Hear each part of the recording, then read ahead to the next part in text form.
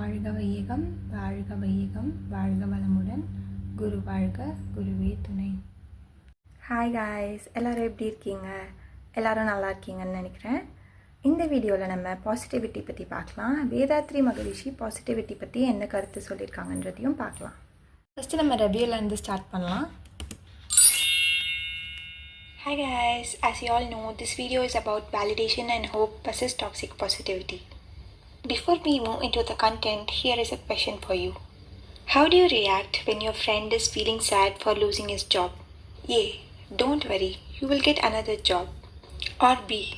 I know this is hard time. You have gone through many hardships before and I believe in you. You can get a better job. Okay, இப்போ ஒருத்தவங்க negative situation face பண்ணுறாங்க, அதை go through பண்ணிகிட்ருக்காங்கன்னா obviously அவங்க சேடாக தான் feel பண்ண போகிறாங்க. அவங்கக்கிட்ட போய் நீங்கள் ஹாப்பியாக இருங்க, இதெல்லாம் ஒன்றுமே இல்லை, நீங்கள் ஜாலியாக என்ஜாய் பண்ணுங்கள் லைஃப்பில் நிறைய என்ஜாயபிள் மூமெண்ட்ஸ் இருக்குன்னா அப்போ அவங்களால அதை ஏற்றுக்கவும் முடியாது, நம்பவும் முடியாது. அதுதான் டாக்ஸிக் பாசிட்டிவிட்டி. அப்போ நம்ம என்ன சொல்லலாம், ஓகே இது நீங்கள் கோத்ரூ பண்ணிகிட்ருக்கீங்க, இது கஷ்டமாக தான் இருக்கும், நான் உங்களுக்கு சப்போர்ட் பண்ணுறேன், இதுலேருந்து நீங்கள் ஈஸியாக வெளியில் வந்துடுவீங்க அப்படின்னு சொன்னால் அவங்களுக்கு அது அந்த ஃபீலிங்ஸை நம்ம ஏற்றுக்கிட்டோம், அவங்களும் ஏற்றுக்கிறதுக்கு நம்ம ஹெல்ப் பண்ண மாதிரி இருக்கும்.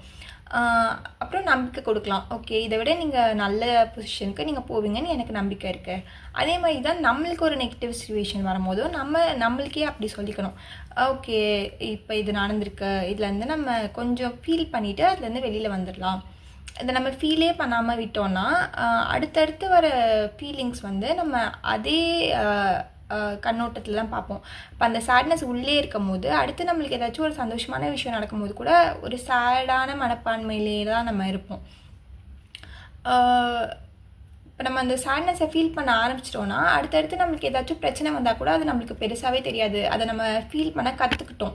இப்போ ஹாப்பியாக இருக்கோம்னு நம்ம என்ன எடுத்துக்கோங்களேன், ஹாப்பியாக நம்ம இருக்கோம், அந்த சுச்சுவேஷனில் ஹாப்பியாக இருக்கோம், அதை நம்ம ஈஸியாக நம்ம ஃபீல் பண்ணுறோம், நம்ம என்ஜாய் பண்ணுறோம் அதனால் அதை நம்ம வந்து திருப்பி அதை ஹாப்பியாக நம்மளால் திருப்பி எடுத்துகிட்டு கொண்டு வர முடியல. ஆனால் நம்ம சேடாக இருந்தால் மட்டும் நம்ம சேடாக இருக்கோம் அப்படின்ற மாதிரியே நினச்சிட்ருப்போம். நான் என்ன சொல்ல வரேன்னு புரியுதா? இப்போ நம்ம ஹாப்பியாக இருந்தோன்னா அதை வந்து நம்ம ஒன்ஸ் ஃபீல் பண்ணுறோம், அப்புறம் ஹாப்பியாக இருந்தோம்னு நினைக்கிறோம். ஆனால் சேட்னஸை மட்டும் ஏன் நம்ம இவ்வளோ பெருசாக யோசிக்கிறோம், இவ்வளோ பெருசாக நினைக்கிறோன்னா அதை நம்ம வந்து மூட்டை கட்டி உள்ளே வச்சுருக்கனால தான். அதை நம்ம ஃபீல் பண்ணி ஃபினிஷ் பண்ணிட்டோன்னா அது முடிஞ்சிரும். If you choose A, this is toxic positivity. It is the excessive and ineffective way of being optimistic. It either leads to anger or irritation to the other person for invalidating their feelings, or they accept to deny their feelings and fall into the illusion pit of believing everything is good. If you choose B, this is validation and hope. Here the emotions are real and valid, but we can't be with the same emotion all the time, right? So, hoping for the change is the next step. Validation gives secureness and hope gives strength to move forward. Sometimes okay, இப்போ நம்ம அந்த negative சுச்சுவேஷன்ஸை feel பண்ணிட்டோன்னா நம்ம அடுத்த ஸ்டேஜான ரெசிலியன்ஸ்க்கு போகணும். Okay இதை முடிச்சிட்டோம், இதுலேருந்து நம்ம வெளியில் வந்துட்டோம் அப்படின்னு நம்ம ஃபீல் பண்ணணும். அப்போ தான் நம்மளால் அடுத்த ஸ்டெப்பான இன்னும் இம்ப்ரூவ்மெண்ட்டுக்கு போக முடியும். Sometimes we fall into the trap of toxic positivity by influence or by our own choice. Toxic positivity is not realistic and it is only going to make the situation worse.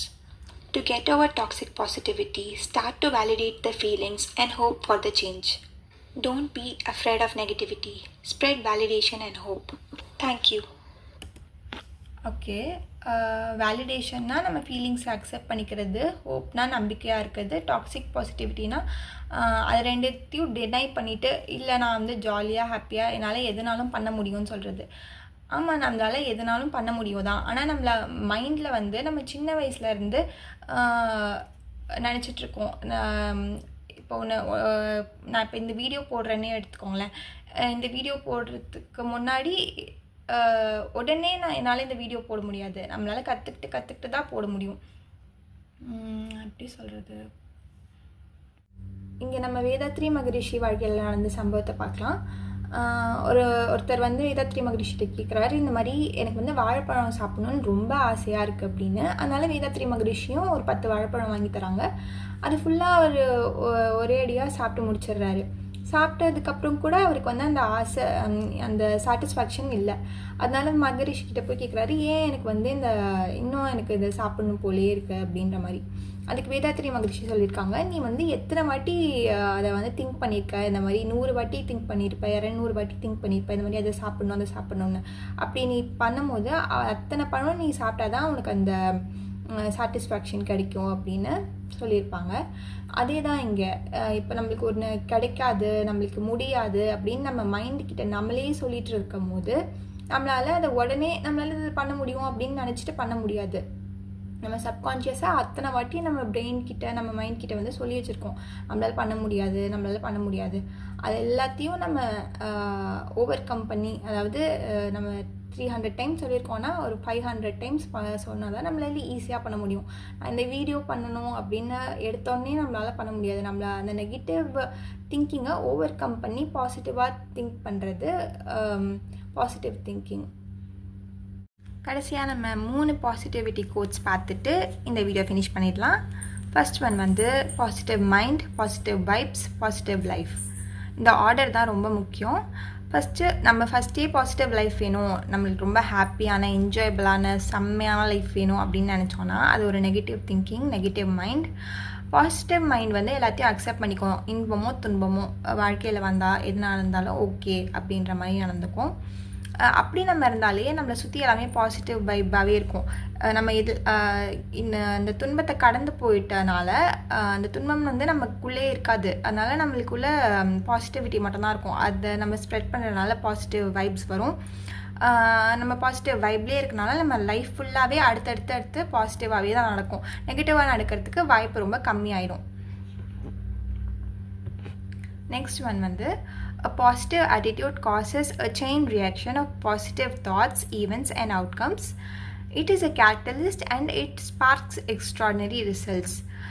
நம்மளோட மனசு வந்து சுத்தமாக பாசிட்டிவாக என்ன சொல்கிறது, இப்போ நம்மளுக்கு கோயில் எப்படி இருக்குது, அது வந்து ரொம்ப பாசிட்டிவாக இருக்குது, ரொம்ப சுத்தமாக இருக்குது அப்படின்றனாலே நிறைய பேர் வராங்க. நிறைய பேர் வந்து எல்லாமே நல்ல எண்ணங்களில் தான் திருப்பி என்றாங்க. எல்லாருக்கும் நல்லது நடக்கணும் தான் கோயிலில் வேண்டிக்கிறாங்க. அந்த கோயிலில் எல்லாம் ஈவெண்ட்ஸ் எல்லாமே எல்லாருக்கும் நல்லதாக நடக்கணும் தான் ஈவெண்ட்ஸ் நடக்குது, ஜாலியாக நடக்குது.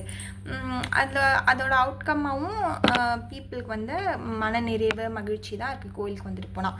அதே மாதிரி தான் நம்மளோட மைண்டு ஆட்டிடியூடு வந்து பாசிட்டிவாக சுத்தமாக எந்த நெகட்டிவ் தாட்ஸும் எந்த நெகட்டிவ் ஃபீலிங்ஸ் இருக்கலாம், வந்துட்டு போயிடலாம்.